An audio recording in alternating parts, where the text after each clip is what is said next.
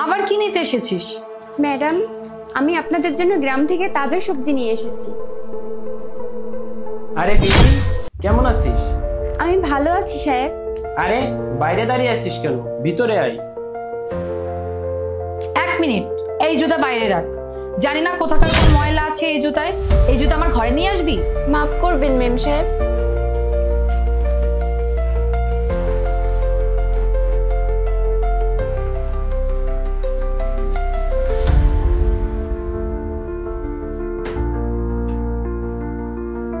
তারপর বলো, এখন তোমার মায়ের শরীর কেমন আছে?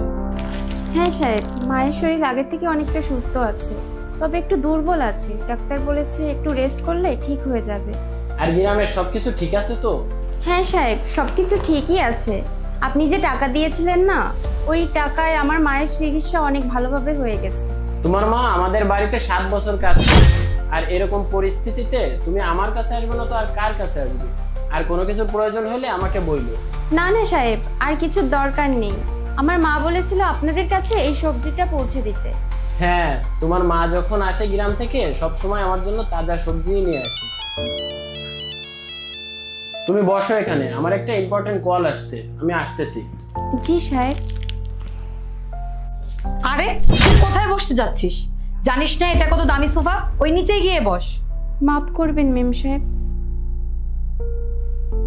আরে দেখো কতটা নির্লজ্জ তোমরা। যদি কখনো কিছুর প্রয়োজন হয় চলে আসো এখানে চাইতে। তোমরা তো আর ইনকাম করতে পারো না। যদি কখনো কিছুর প্রয়োজন হয় তাহলেই চলে আসো সাহেবের কাছে। সাহেব টাকা দিয়ে দেবে, তাই তো? মেম সাহেব, আমি তো শুধুমাত্র গ্রাম থেকে আপনাদের জন্য সবজি নিয়ে এসেছিলাম। সবজি নিয়ে এসেছো? তোমার কি মনে হয় তুমি 200 টাকার সবজি নিয়ে আসবে আর আমরা তোমাকে 50,000 টাকা দিয়েছিলাম সেটা ভুলে যাব? তোমার তাই মনে হয়? মেম সাহেব, আপনি যেমনটা ভাবছেন ঠিক তেমনটা না। আমার মায়ের সত্যি সত্যি অপারেশন হয়েছে। যদি আপনার বিশ্বাস না হয় তাহলে আমার সাথে আপনি আমার গ্রামে চলুন। ও আচ্ছা, এবার তাহলে আমি তোর সঙ্গে গ্রামে যেয়ে দেখবো। আচ্ছা তুই আমার কথা শোন, এখানে না কোনো টাকার গাছ নেই যে তুই আসবি আর তোকে ছিঁড়ে ছিঁড়ে দিয়ে দিব। মেম সাহেব, আমার কথা বিশ্বাস করুন, আমি এখানে কোনো টাকা চাইতে আসিনি। তাহলে কি করতে এসেছিস? কাজ চাইতে এসেছিস? আমার একটা কথা কান খুলে শোন, আমার হাজবেন্ড না অনেক সরল সোজা। ও না তোদের এই চাল চলন বোঝে না, কিন্তু আমার সামনে তোদের এই নাটক চলবে না। কতটা নির্লজ্জ, এখনো দাঁড়িয়ে আছে। তোদের কি কোনো মান সম্মান নেই? চলে যা এখান থেকে।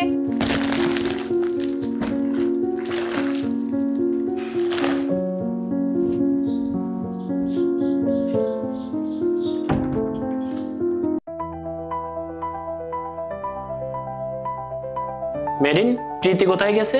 চলে গেছে। আকাশ, আমার কথাটা না কান খুলে শুনে রাখো। তুমি যে টাকা পয়সা দান করো না, এগুলা বন্ধ করো। এই দান করা টাকা কিন্তু আমাদের কাছে আসবে না। আর তুমি জানো আজকেও কিছু না কিছু চাইতে আসছিল এই 200 টাকার সবজি দিয়ে। আর আজকেও কিছু না কিছু চাইতো, তার আগেই আমি তাড়িয়ে দিয়েছি। মেরিন, তুমি কি পাগল হয়ে গেছো? এটা তুমি কি করলে? একদম ঠিক কাজই করেছি। আর আকাশ, আমরা তো আমাদের জন্য ইনকাম করি, ওদের জন্য তো নয়। আর ওরা তোমার ভালো মনের সুযোগ নেয়। তুমি কি জানো ও টাকা নিতে আসছিল নাকি অন্য কাজে আসছিল? আমি না সবকিছুই জানি। তুমি একটা কাজ করো, এই সবজিগুলো ভিতরে রেখে আসো। তোমার সাথে না কথা বলাই বেকার। হ্যাঁ ঠিক আছে।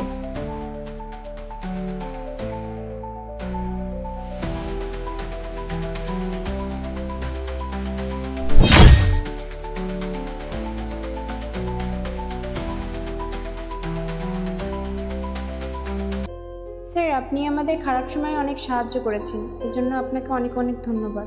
আপনি সাহায্য করেছেন বলেই আমি আমার মার চিকিৎসা করাতে পেরেছি। উনি একটি নতুন জীবন পেয়েছে। আর আপনার মতন ভালো মানুষ এই দুনিয়াতে খুব কমই হয়। আর সাহেব, আমাদের গ্রামের একটি জমি আমরা বিক্রি করে দিয়েছিলাম। কি আছে এর ভিতরে? আর ওইখান থেকে যে টাকাটা এসেছে না, ওইটা মা আপনাকে দিয়ে দিতে বলেছে।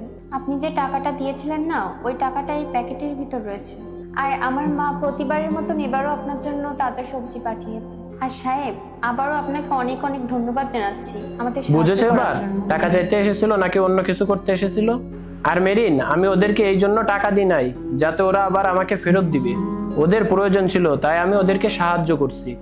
ওরা গরিব হতে পারে কিন্তু ওরা ইমানদার। আজকের পর থেকে কাউকে যদি কিছু বলো তাহলে 100 বার ভেবে বলবে।